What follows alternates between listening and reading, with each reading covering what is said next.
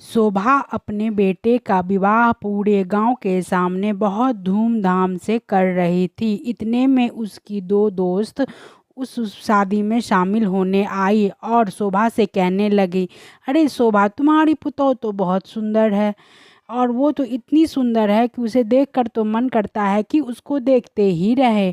इस पर दूसरी दोस्त कहती है कि तुम्हारी जो बहू है वो बहुत ही खूबसूरत है।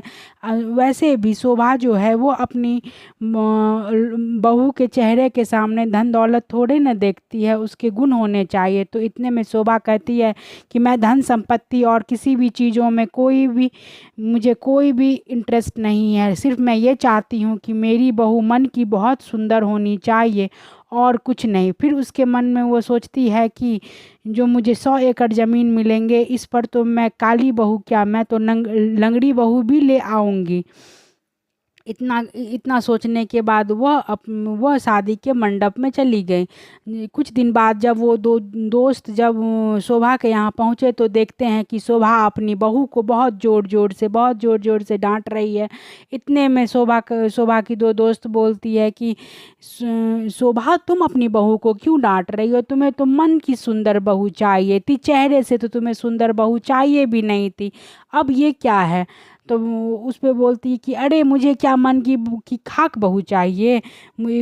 इसके बाप ने मुझे 100 एकड़ ज़मीन देने के लिए हमसे बोला था, लेकिन इसके बाप ने मुझे 100 एकड़ ज़मीन के जगह पर 50 एकड़ ज़मीन ही सिर्फ दिया और मुझे काली बहू मेरे गले टांग दी। ये बात सुनकर शोभा की दोनों दोनों दोस्त बहुत अपने आप में अंदर ही अंदर बहुत खुश हुई और उससे कहने लगी कि कोई बात नहीं है, पैसे लेकर क्या करोगी, अब जो किस्मत में लिखा रहता है वही होता है। तुम्हारी किस्मत में ऐसी ही बहू लिखी हुई थी तो वो तुम्हें मिल गई शोभा, इसमें इतने टेंशन की कोई बात नहीं है। इतना कहकर वो उसकी दोनों दोस्त वहाँ से चली गई।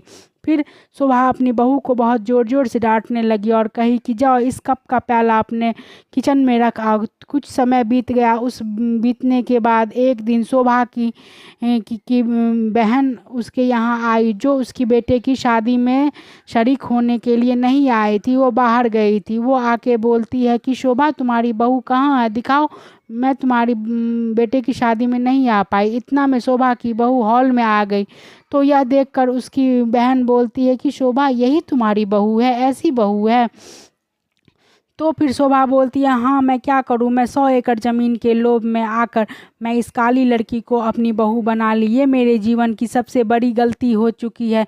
इतने में उसकी बहन बोलती है, कोई बात नहीं है, चलो, काले और गोरे से क्या होता है, पोता पोती का सुख तुम्हें मिला ना, या मिलेगा तो वो तुम्हारे लिए बहुत अच्छा होगा। बच्चों को देखकर तो लोग गोरी काली बहू को भी भूल जाते हैं। इतना में वो कहती है कि नहीं, पोते पोती का भी सुख नहीं है। इतनी में उसकी बहू जाकर भगवान के सामने गिड़गिड़ाने लगती है, कहती है कि क्या मैं इस काले रंग के लिए जिम्मेदार हूँ? आपने ही मुझे ये रंग दिया है और ना ही मुझे कोई संतान दी जिसके कारण मैं इस घर में रह सकूँ। अब मुझे ये लगता है कि मेरा घर अब टूट जाएगा, मेरी शादी बर्बाद हो जाएगी, मेरा सब कुछ खत्म हो जाएगा। इतने में उसने देखा कि एक साधु उसके घर के सामने में आके भिक्षांग देही कहता है। तो शोभा की बहू एक थाल में अन्न को परसकर, खाना परसकर उसको देने के लिए जैसे ही बाहर निकलती है तो शोभा जाकर बोलती है कि अरे लड़की, मैं तुम्हें खिलाती हूँ वही बहुत है, तुम उस संत को देने के लिए तुम इतना सारा सामान लेकर जा रही हो, क्या ये तुम्हारे बाप ने दिया है? इतना कहकर उसे वो बहुत ज़ोर ज़ोर से डांटने लगती है और कहती है, जा इस थाली को किचन में जाके रख। तो वो जाकर किचन में रख देती है और वो जाकर फिर साधु को कहती है कि मुझे माफ़ करना महाराज, मैं आपको अन्न नहीं दे पाई। इतने में महाराज बोलते हैं कि कोई बात नहीं, मैं सब जान गया हूँ, आदमी की जैसी भक्ति होती है वैसा उसको वरदान मिलता है। इतना कहकर वो चले गए। जैसे ही वो सुबह उठती है शोभा की बहू, तो अपने आप को आईने में देखती है तो वो पाती है कि वो पहले से बहुत गोरी हो चुकी है।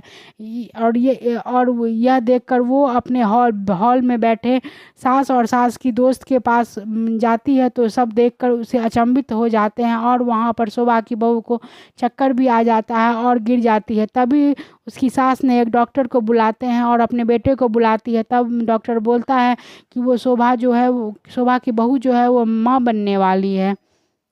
इतना ही सुनकर वो बहुत खुश हो जाती है, सब बहुत खुश हो जाते हैं। इसीलिए लोग ये कहते हैं कि जब बहुत ही कठिन समस्या आती है तो भगवान किसी न किसी रूप में आकर मनुष्य की सहायता करते हैं।